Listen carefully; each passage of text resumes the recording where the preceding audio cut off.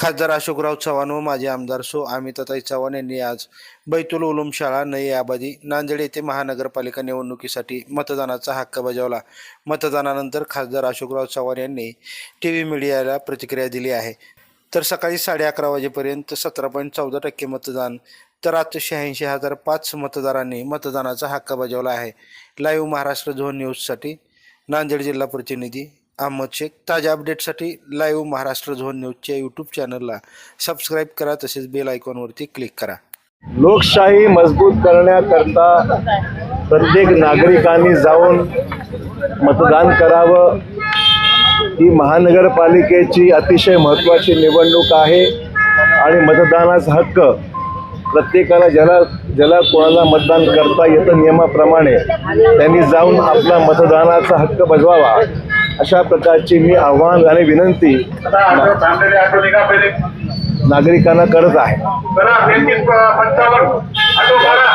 त्यामुळे मला आशा आहे की नांदेडमध्ये जी जनता विकासाच्या मागे आहे, विकास करू इच्छिते, विकासासाठी लोकांची इच्छा आहे, ते सर्व नागरिक त्याला कल्पना आहे की विकास नांदेडचा कोण करू शकतो याची कल्पना नांदेडच्या मतदारांना आहे। आणि ते मी त्याचं आवाहन करेन की आपला मतदानाचा हक्क बजवावा आणि नांदेडमध्ये लोकशाही मार्गाने या महानगरपालिकेने लोकनियुक्त अशा प्रकारची प्रशासन आणि त्या ठिकाणी महापौर निवडून यावा, अशा प्रकारची अपेक्षा आणि आव्हान मी आमच्या नागरिकांना करतो। साहेब, आपण काँग्रेसमध्ये होता तेव्हा 81 पैकी तब्बल 73 नगरसेवक निवडून आले होते। आता भाजपात आहात, आता काय चित्र असेल?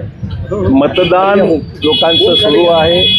आज मी याच्यावर कुठली प्रतिक्रिया देणं उचित नाही आहे। मी एवढंच आवाहन करतो की मतदान करा आणि जो विकास करू शकतो त्याच्या मागे भक्कमपणे उभं राहा।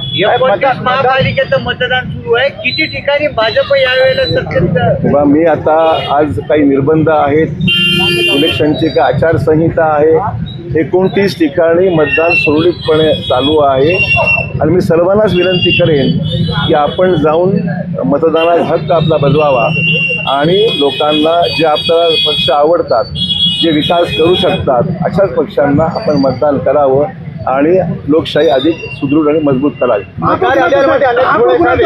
एका प्रभागातल्या मतदारांची दुसऱ्या प्रभागामध्ये नाव आलेली आहे। काही प्रमाणात तक्रारी यायला सुरू झालेलं आहे। मी निवडणूक आयोगाला विनंती करेन लोकांची गैरसोय होऊ नये, अशाच पद्धतीने लोकांचे मतदान केंद्र असावं, याद्यामध्ये काही तक्रारी पाहावं, कारण की या गोष्टी दरवेळेस काही ना काही प्रमाणात घडत असतात। आगामी येणाऱ्या जिल्हा परिषद निवडणुकीमध्ये सुद्धा असंच काही घडू नये याकरता निवडणूक असा ते किती तक्रारी आहेत, किती स्वरूपाच्या, त्यात तथ्य किती आहे हे तपासल्याशिवाय कॉमेंट करणं उचित राहणार नाही। पण कमी जास्त प्रमाणात तक्रारी ऐकू येऊ लागलेल्या आहेत। मला वाटतं की त्याची दखल संबंधित रिटर्निंग ऑफिसरने किंवा निवडणूक निर्णय अधिकाऱ्यांनी घेतली पाहिजे। महापौर कोणाचं साहेब? धन्यवाद। विकासात्मक कामं करणारे, ज्याचा अनुभव आहे, विकास नांदेडचे करू शकतात, अशाच पक्षाचा महापौर येईल।